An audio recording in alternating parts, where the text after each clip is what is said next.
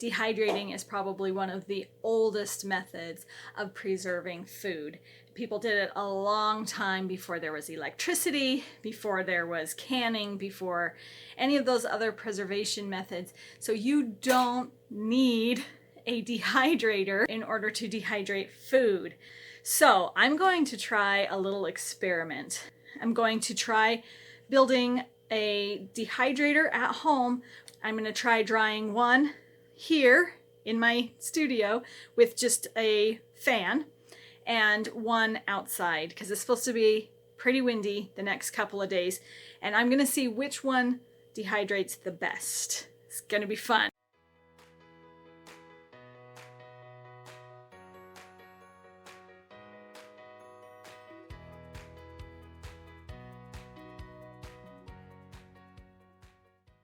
When you go to the store, you're going to see they have these boxes. It's free. So I have this one that I got at the store, and I like this one because it has a hole on the back. I need good airflow on the bottom and on the top of my food, so I need some kind of tray that I'm going to put here. And I got this one. I'm still going to have to cut a hole in the back. This is a screen fabric. I don't know if you can see even. It's just a screen fabric you can buy at any hardware store. I have this Velcro that is sticky on the back. Let's do it.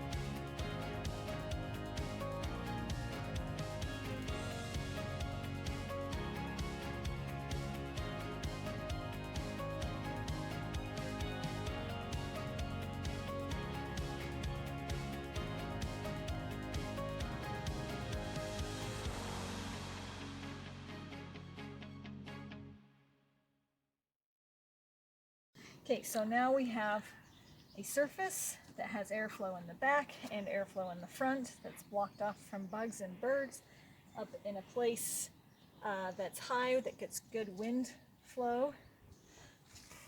And yeah, I'm just going to stick... Yeah, from the trees. I'm going to stick these apples here.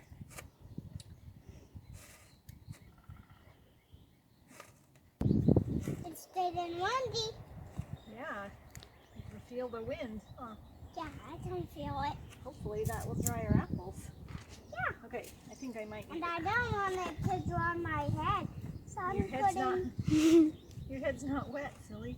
I know. You know? Here's our inside dehydrator. I just went into my pantry and got some cans. I'm just going to stack these right here in front of the hole that's in the back. And then take my skewers. Now we can just stick our apples on this surface. Okay, so that's what the setup looks like in there. Skewers, cans, cardboard, screen, Velcro. There, now we've got a steady airflow over our apples.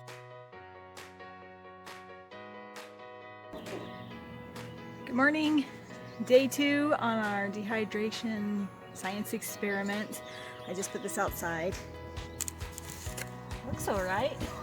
Oh yeah. Looks like it's drying. Put the flap down. let it go all day today. Now let's check our indoor apples. These ones are about the same as the outside ones, if not more dry than the other ones.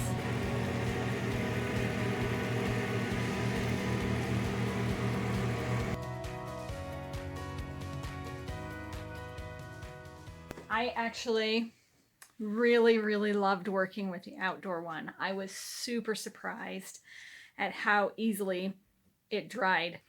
This dehydrator, this homemade dehydrator, is comparable to the store-bought one. It was so efficient and I loved it. It was really fun to go outside and see my apples drying.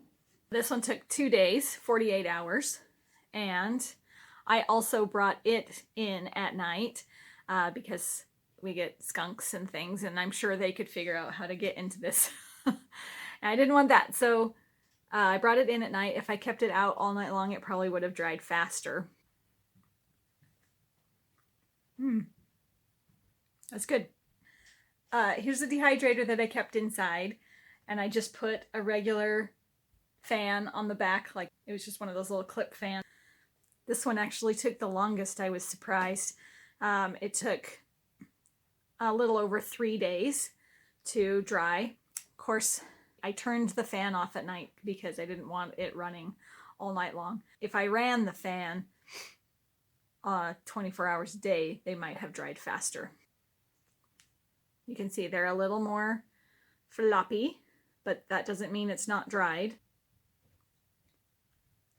It's a little more chewy, but I think that's probably dry too. So here's my final thoughts. Definitely will be using this one again. The indoor one was okay too. I really didn't like that I just had a fan on it all day long. I was worried about the electricity. So I don't know if I will use this one indoors again. I made this video in early spring. I wonder if I waited until summer when it was warm and there was a nice warm breeze and we were closer to like the 80s and 90s, I wonder if it would have dried even more efficiently. I loved the outdoor one because it didn't cost me any electricity. It was all just wind and solar power. Another thing I would do differently is this. This was kind of a problem. I just used these wood kebab skewer sticks. They rolled all over the place and I was constantly picking up apples and picking up these off the bottom of the dehydrator. Some string woven in and out might make a better tray surface. The cost for these was so minimal. I probably made both dehydrators for around $6, which is super exciting. You can do it. You can do it.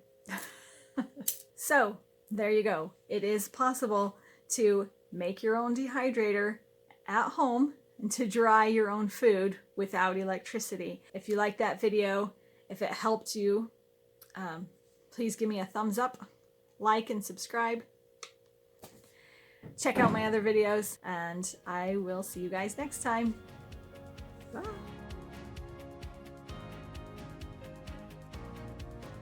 And it's something that was done. Someone's calling me. I'm down here! Here's final thoughts on the experiment. That's okay. Do you need something?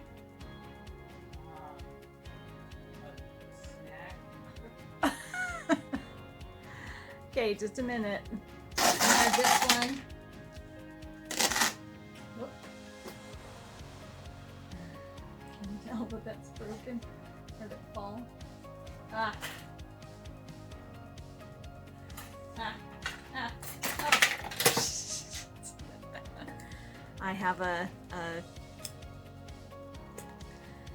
okay.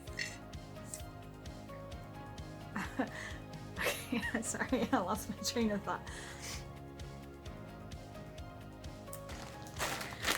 I also had, just in my craft stash, I have this, what is this called? Velcro. I was thinking crochet. It's not crochet. Oh,